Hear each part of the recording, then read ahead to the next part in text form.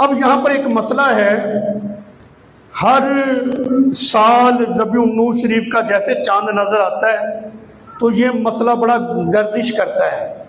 विलादत जी 12 रबीउल अव्वल को नहीं है, 8 को है। फतावा रिजविया शरीफ के अंदर लिखा है तुम 12 को मनाते हो। मैंने कहा तू 8 को मना ले, मिलाद मनाने वाली बात कर।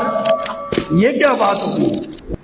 हम आले सुन्नत सुन्नी तो पूरा साल ही हुजूर का मिलाद मनाते हैं, 12 को जरा गज वज के जोश के साथ मनाते हैं। और जी फतावा रिजविया में ये लिखा हुआ है। मैंने कहा तूने सारा फतावा रिजविया नहीं ना पढ़ा। सैयदी आला हजरत का जो फतावा रिजविया शरीफ है, इसकी जिल्द नंबर है 26, सफ़ा नंबर है 411 से 412 तक। इसमें इस मसले की तफसील है। आला हजरत ने नबी पाक अलैहिस्सलाम की विलादत के जो मुख्तलिफ अकवाल थे उनको जिक्र किया। कोई भी मुहक्किक होता है ना, किसी बात पर तहकीक करता है और तहकीक के लिए कलम उठाता है तो वो मुख्तलिफ अकवाल को जिक्र करता है, फलां ने ये कहा, फलां ने ये कहा। फिर जो राजे कौल होता है उसकी निशानदही करता है।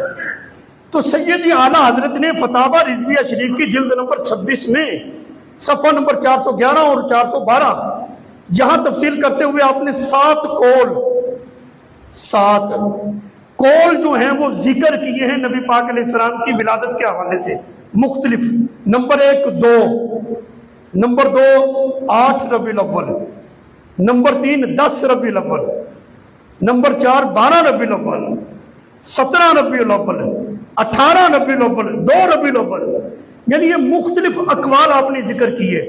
ये मुख्तलिफ अकवाल जिक्र करने के बाद सैयदी आला हजरत ने फतावा रिजविया शरीफ में लिखा, तूने पढ़ा ही नहीं, फरमाया मोतबर कौल जो है वो 12 रबीउल अव्वल है।